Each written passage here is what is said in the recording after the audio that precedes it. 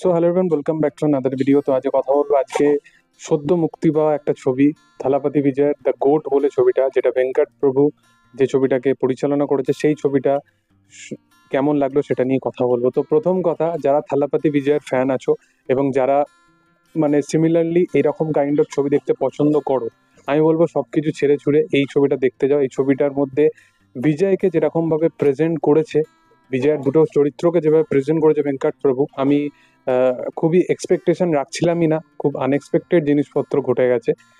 প্রথম কথা, ছবিটার যে স্টোরিটা মূলত এখানে বিজয়ের যে দুটো ক্যারেক্টার এবং যে বাবা বিজয়ের ক্যারেক্টারটাকে দেখানো হয়েছে, যার নাম গান্ধী, এবং সে অ্যান্টি টেরর যে টিম তার তার সাথে যুক্ত আছে, এবং তারপরে কি কি ঘটনা ঘটছে এর বেশি জানতে হলে তোমাদেরকে সিনেমাটা দেখতে হবে।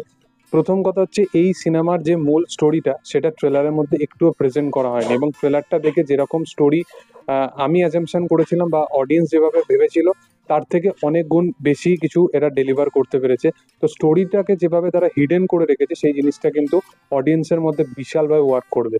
এখানে আমার সবচেয়ে যেটা বেশি ভালো লেগেছে পজিটিভ পয়েন্টের মধ্যে, সেটা হচ্ছে এখানে বিজয়কে যেভাবে প্রেজেন্ট করেছে, সেটা ফ্যান ক্যাটারিং বলো বা যেরকম বলো, এখানে বিজয়ের চরিত্র, দুটো চরিত্র এবং 5টা ভেরিয়েশন ক্যারেক্টারের মধ্যে, সেই ক্যারেক্টারগুলো প্রত্যেকটা জায়গায় যখন সে পারফরমেন্স দিচ্ছে, সেগুলো কিন্তু অনবদ্য।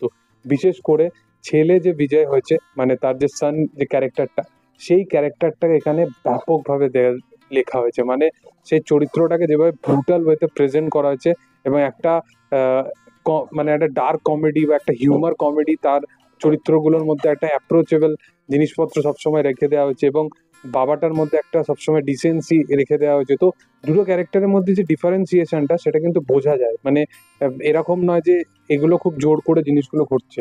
তো এই জিনিসটা কিন্তু দারুণভাবে পুরো সিনেমা জুড়ে ব্যাপক রাখা হয়েছে, এবং বিজয়কে ঠিকভাবে প্রেজেন্ট করার জন্য পার্টিকুলার 2-3টে শট বাদ দিয়ে, যদি বিজয়কে ঠিকঠাক প্রেজেন্ট করার জন্য, সেটা ফাইটিং সিকোয়েন্স হোক বা কিছু কিছু জায়গায় যে hand to hand fighting sequence বলো বা ভিজুয়ালস এফেক্টস বলো বা ক্যামেরা ওয়ার্ক বলো, সেগুলো কিন্তু ব্যাপক এই ছবির ক্ষেত্রে। এই ছবির ক্ষেত্রে তাদের যে টিমটা দেখানো হয়েছে এবং সেই টিমের মধ্যে যতজন আছে, তাদের প্রত্যেকজনের পারফরমেন্স খুব ভালো, নো ডাউট। এবং আমি এটাও বলবো যে লাস্ট 3 মিনিটে বা ইন্টারভেল ব্লকের টাইমে, এই দুটো টাইমে সিনগুলো দেখলে অবশ্যই সিনেমাটায় মজা আছে। ইন্টারভেল ব্লকের টাইমে একটা টুইস্ট আছে, সেই টুইস্টটা হয়তো আমার জন্য বিশেষভাবে ওয়ার্ক করেনি, কিন্তু টুইস্টটা অডিয়েন্স যারা বসেছিল তাদের কিন্তু বিশেষভাবে বিশাল ওয়ার্ক করেছে। কারণ তার রিজন হচ্ছে, বিজয়ের যখন ছবি যদি সিঙ্গেল স্ক্রিনে কোনোদিনও দেখো, তো সেইখানে অডিয়েন্স যেরকম হয়, অনেক সাউথের অডিয়েন্সও থাকে, তো তারা যেরকম ওই এনভায়রনমেন্টটাকে এত সুন্দর বানিয়ে দিতে পারে, তো দেখে বোঝা যায় যে হ্যাঁ, সিঙ্গেল স্ক্রিনে ছবি দেখে মজা আছে।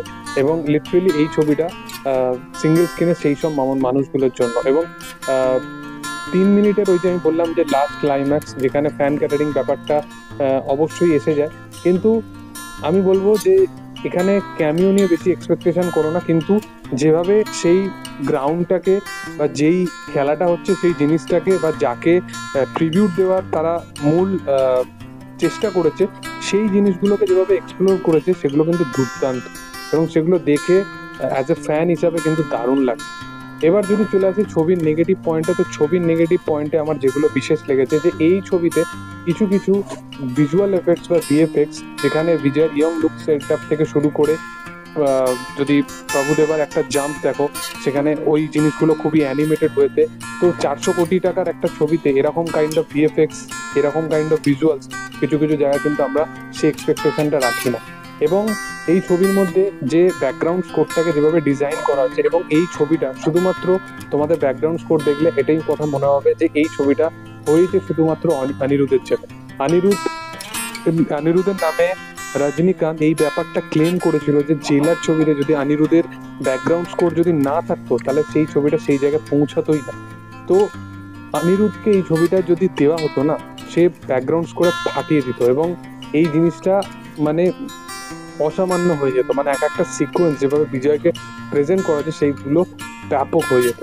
এবং কাট টু এর সাথে সাথে এখানে কিছু কিছু গান বা কিছু কিছু মানে জিনিসপত্র এমন এমন সিকোয়েন্সের মধ্যে ইনবিল্ড করা আছে বা ইনহ্যাচ করা আছে, সেগুলো কিন্তু দেখতে বোর লাগে। এবং ছবিটা 3 ঘন্টার যে ডিউরেশন টাইম, সেটা কিছু কিছু জায়গায় চোখে লাগে এবং মনে হয় যে ডিউরেশন টাইমটা একটু হলেও কম হওয়া উচিত ছিল।